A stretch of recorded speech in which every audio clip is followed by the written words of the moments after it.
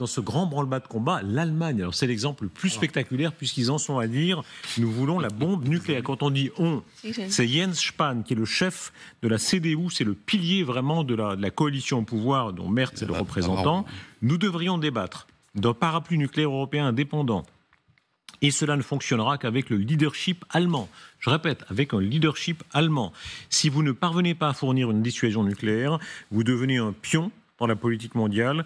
Nous devons discuter d'une participation allemande ou européenne à l'arsenal nucléaire de la France et du Royaume-Uni et éventuellement de notre propre participation avec d'autres États européens. Cela coûtera cher, mais pour se protéger, il faut la financer, et je répète, avec un leadership allemand. Oui, bien entendu. Alors, Jens Spahn, moi je l'ai connu, il était ministre de la Santé de Merkel quand j'étais à Berlin. Donc c'est pour vous dire, et en plus c'était au moment de la crise Covid et on ne peut pas dire qu'il a brillé, puisqu'il y a eu des scandales, notamment avec des députés de la CDU qui avaient touché des commissions avec l'achat des masques, etc., etc. Donc c'est sans doute ce qui lui donne une légitimité pour parler stratégie et puis grammaire nucléaire, j'imagine. Voilà, vous voyez le bonhomme. Donc je pense qu'il essaie de se racheter une virginité politique en essayant d'avoir des idées brillantes. Bon, mais maintenant il veut faire ça avec le nucléaire français et britannique. Ben voyons, mais vas-y, prenez notre bombe, allez-y. Il y aura le leadership allemand, donc ce sera l'assurance, s'il y a le leadership allemand, que le nucléaire ne sera jamais employé. Au moins les gens le sauront d'emblée, ça sera fini. Voilà. Donc, et ensuite, la scène est hallucinante. La scène est hallucinante. Non, mais attendez, on imagine éventuellement qu'il puisse y avoir un commandement tournant, c'est-à-dire qu'on se partage la clé tous les 6 mois, un peu, voilà, etc. Non, mais vous imaginez le truc. Mais général, la scène est hallucinante. Pardon. Permettez-moi de défendre vers l'avocat du diable ou de l'allemand. L'Allemagne est un État souverain. C'est la plus grande puissance en démographie et en économie de l'Europe. Ils développent leur nucléaire. Mais ils développent leur nucléaire. Ils veulent le nôtre, ils veulent nous choper le nôtre. Mais ils ont signé notre histoire et aussi l'histoire de Général de Gaulle. Moi, je suis très attachée. J'étais lauréat de la Fondation Charles de Gaulle pour mes recherches et je suis très attachée à notre politique nucléaire, comme la plupart des Français. Et il y a une raison que la France a pris ces décisions, alors que les Allemands non, et que depuis des décennies, ils décident soudainement qu'ils veulent le leadership, alors que c'est pas le bon. Attendez, parce que vous vous en prenez à ce malheureux Jens Spahn, mais l'homme qui est le ministre des Affaires étrangères allemand actuellement disait, à l'époque, il était vice-président de la CDU au Bundestag, c'est Johann Wadepool, qui disait le président Macron nous a toujours invités à penser européen, très bien, mais on ne peut pas seulement européaniser ce qui est cher aux Allemands, il faut aussi européaniser ce qui est cher aux Français, et c'est le cas de la force de frappe française. Donc cette idée, elle chemine dans la tête des élites allemandes. Bien sûr. Mais c'est assez récent, c'est très nouveau. Oui, c'est le branle-bas de combat. Oui, c'est un branle-bas de combat, et c'est la preuve que ce qui est intéressant côté français, c'est cette dissuasion nucléaire. Et je trouve que les citoyens français payent cette dissuasion depuis des années. Il serait temps qu'enfin on montre aux autres Européens et dire mais attendez, nous on a ça. Alors après vous pouvez raconter ce que vous voulez, mais la France reste un pays leader avec une armée qui est capable d'agir de manière autonome, seule, sans les autres. Et on a la dissuasion nucléaire, donc ralliez-vous à notre drapeau. Non, lui il dit son leadership allemand.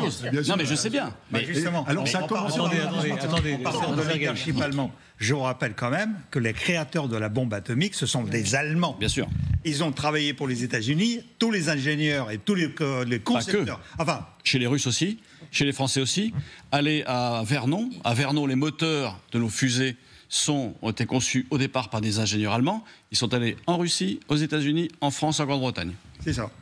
Et je rappelle quand même, parce que quand j'étais à Berlin, à l'époque où d'ailleurs Jens Spahn était encore ministre de la Santé, il y a eu pendant plusieurs mois une campagne de ce type-là, où les Allemands, et avec relais tout à fait toxiques dans les médias, réclamaient de partager le poste français au Conseil de sécurité et le partage effectivement du nucléaire français. Oui. Donc vous voyez, c'est quelque chose qui est pas si récent. C'est il y a 7 ou 8 ans. Ça. Attendez, général, pardon, je suis quand même très frappé. On dit Front uni de l'Europe, et en réalité, les Allemands sortent l'oreille et vous le tirez à balles réelles. Attendez, ils nous disent tirez à balles réelles. parce que les Allemands, sur le plan de la crédibilité, ils sont pas crédibles, ils sont pas capables d'envoyer un soldat au feu, et ils nous expliquent que demain ils vont tirer la bombe, si vous voulez. Donc si vous voulez, il a été dans la brigade franco-allemande. Certains qu'on ne tire rien, c'est à eux qu'il faut la confier véritablement. Ensuite, c'est un peu ce qui est à moi est à toi. C'est un peu ce qu'ils font avec le FCAS, c'est-à-dire on va faire l'avion du futur, mais on partage tout ce que a fait Dassault depuis la Deuxième Guerre mondiale. C'est à peu près ça qu'ils disent. Ce dont on se rend compte quand même, c'est que le nucléaire, mais là, le nucléaire, n'avez pas l'impression de les porter vraiment dans votre cœur. Mais il a été dans la brigade franco-allemande. Non, mais le nucléaire reste le moyen de dissuasion face à un adversaire. C'est ça dont on se rend compte. Et que si le parapluie nucléaire américain s'en va, que reste-t-il en Europe ? La Grande-Bretagne et la France. Je suis désolé. Darius, il s'est passé quelque chose d'important. Quand De Gaulle revient aux affaires en 1958, une des premières choses qu'il fait, c'est vraiment vouloir faire la réconciliation, mais je dirais même plus un rapprochement franco-allemand. Il invite le chancelier Adenauer a passé le week-end chez lui. À la Boisserie. À la Boisserie. Mais personne n'a jamais passé le week-end chez De Gaulle, à part le chancelier Adenauer. Voilà. Et donc, voilà, c'est un lien très fort.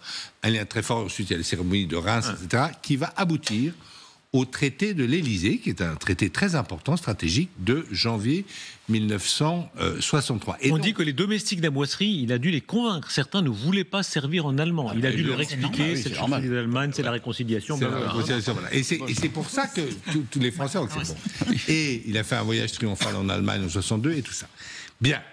Il y a ce traité qui est très important, et l'idée, effectivement, de Gaulle, qui pense toujours que les Américains peuvent le lâcher, puisqu'il a vécu ça, c'est, et il y a la crise de Berlin en 61, c'est quand même de faire beaucoup de choses avec les Allemands ensemble. Eh bien, les députés, et notamment les députés chrétiens-démocrates, donc du parti de ce monsieur, font un vote, parce que Adenauer, il était vieux, et donc il venait de partir du pouvoir, ils font un vote pour complètement désosser, en fait, pour remettre les Américains dedans. Pour châtrer, avec un préambule, pour châtrer ce traité. Avec ou dans le préambule, il fait référence à l'OTAN, etc. Et De Gaulle était furieux. Mais attendez, là, on est en 2025. Et écoutez les préjugés. Alors, chacun est d'accord ou non avec ce qu'on va entendre.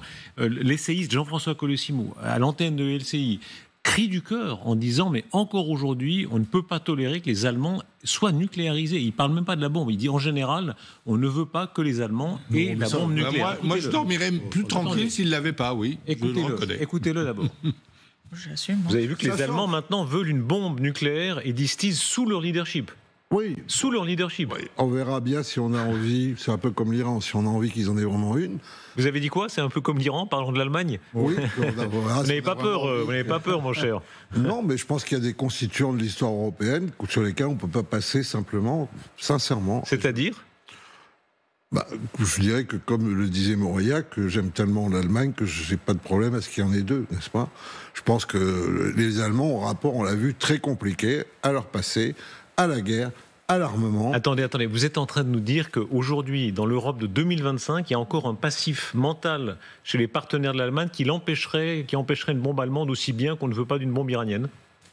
Non, j'ai évidemment pratiqué l'exagération, mais je pense que la question de la nucléarisation de l'Allemagne est une véritable question pour l'ensemble des Européens. Oui, ça je le pense.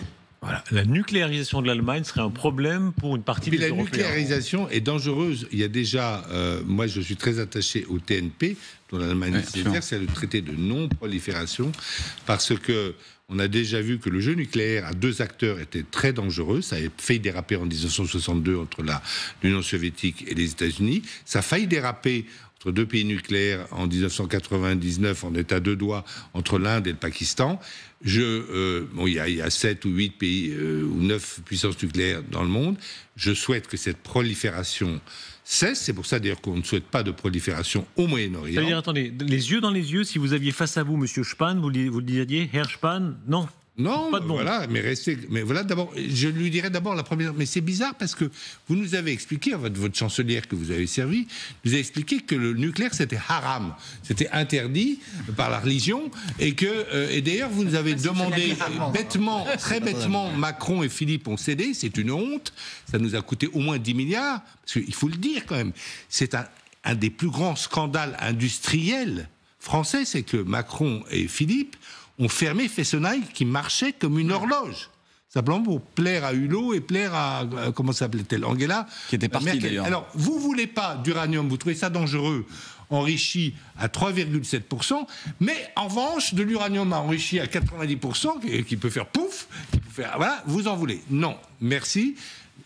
On va garder le traité de non-prolifération nucléaire. En revanche, si vous voulez effectivement avoir une vraie armée conventionnelle et pas faire comme ce que vous faisiez en Afghanistan, c'est-à-dire pas être capable de vous battre ou au Kosovo ou n'importe où parce que vous n'avez jamais été utile. Il y a que 2 armées françaises qui se sont jamais battues depuis la guerre, c'est l'armée anglaise et l'armée française. Si vous connaissez une autre armée européenne qui se bat, je serais content de la connaître. Je serais très content de la Les forces spéciales norvégiennes ne sont pas trop mauvaises. Les Danois sont assez bons. Les Pays-Baltes. Les Pays-Baltes ont envoyé une compagnie au Mali pour faire la guerre. Pardon aux Allemands qui nous regardent vraiment, pardon.